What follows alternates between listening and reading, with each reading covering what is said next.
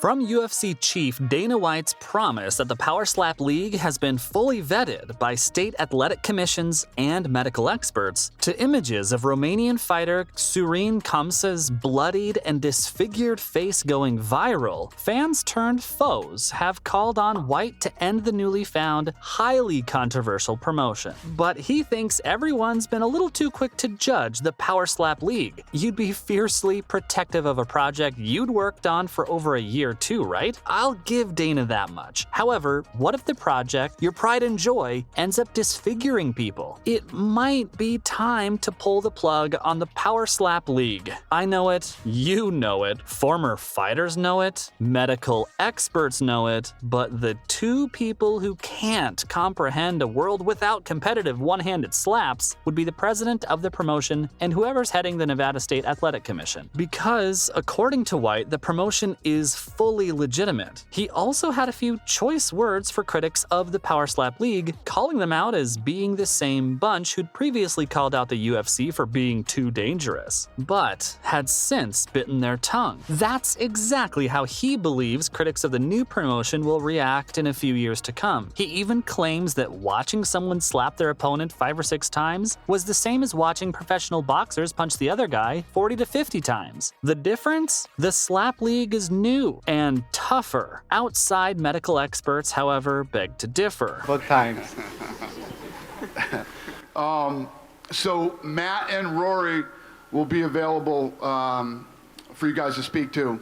Just like Chris Nowinski, who thinks Dana's lost it. When I say outside medical experts, I mean people besides the team of professionals who've given Dana the go-ahead on the Power Slap League. One of whom would be former wrestler and PhD candidate Chris Nowinski. Nowinski has specialized in neurological diseases and even founded the Concussion Legacy Foundation. You could say his word's gospel when it comes to the dangers of having someone slap your face with full force. Oh, and something I should add here, just in case, the aim of competitive slapping is to deliver a forceful slap that your opponent either submits or is knocked out. That's how you win, and Nowinski wants to know what's next. He asked Dana, what's next? Who can survive a stabbing? Dana might see it as him against the world, but Nowinski and everyone who has eyes can probably see the after effects of being slapped too hard. It makes you lose your senses. Take Chris Kennedy's fencing position as an example. Dana White seems to think there's nothing that can overthrow competitive slapping in terms of sheer will and strength. He might be right. It takes a lot for someone to just stand there, knowing they're going to be slapped, and then trying to maintain their composure after being handed a full force one-handed strike, but there's always someone who loses, and then someone who loses even more. Nowinski retweeted a video of Chris Kennedy from his bout against Chris Thomas. The former Chris had such an impactful slap delivered splat on his face that, I kid you not, you could almost feel the pain from just watching it. Kennedy fell to the floor, and Thomas took a victory lap. The camera then zoomed in on Kennedy lying on the floor, with his fists rolled up and clearly convulsing. Nowinski claimed that Kennedy would never be the same. This aggravated everyone even more, and they came at Dana with full force during his live session. The UFC chief told them they were right. It's hard to keep up with Dana White's good cop, bad cop routine since he's trying to be both. One day he'll be telling the world where to stick it for calling out the Power Slap League, and the next day he'll empathetically tell them that their concerns are legitimate. It's pretty hard to know where he's going. But in the latest turn of events, he decided to switch back over to being the good cop. White held a live session on social media where he welcomed questions from fans over the Power Slap League.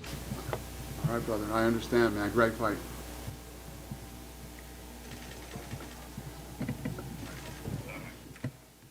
Unsurprisingly, they all wanted to know what he was doing to ensure that the fighters were safe and well taken care of. White claims that the safety of the fighters was everyone's top priority. He said that they had a team of medical experts on alert during every bout, and that every fighter had to be vetted before they stood in the ring. He called everyone's concerns legitimate and said that they were right in being worried. White ended the session by assuring everyone that the team was committed to ensuring that the Power Slap League would be the safest promotion there could be. However, it's still Dana's word against, well, everyone's. Dr. Brian Sutterer thinks the promotion should either be rebranded or removed. In an interview with MMA Junkie, yet another medical expert called out Dana's controversial new promotion. Dr. Brian Sutterer gave some pretty compelling evidence against the Power Slap League. First of which he claimed was misinformation surrounding the name of the league. Dr. Sutterer stated that the hard wrist bones that sit just under the palm of your hands were being used by competitors to deliver their full force slaps, when in fact the wrist bones delivered the same force as a punch. So in response to Dana saying that 4 to 5 slaps were the equivalent of 40 or 50 punches, Dr. Sutterer called out one major difference. The opponents were defenseless here. They just had to stand there and take it. Punches, according to him, and not slaps, as the league had advertised, he called it criminal. But what's more criminal is the amount of money the fighters are making. How much money would it take for you to stand there, completely still, while there's a physically fit, probably massive opponent in front of you, flexing their hand as they're preparing to slap you? Personally, it'd take all the money in the world for me to even consider that idea. But Dana believes he can place a price on it. $2,000. I'd just like to say it again, in case you either didn't hear or thought you heard wrong, that's $2,000. 2000s. Former UFC fighter Eric Spicely took to Twitter to reveal the absurd figure. He said, "I've just been contacted to appear in the Power Slap League. You guys won't believe how much they're offering." A fan replied, "Not enough." And that's when Spicely delivered the blow. The price Dana and his team have apparently placed on being slapped across the face is $2,000? Yeah, it's true.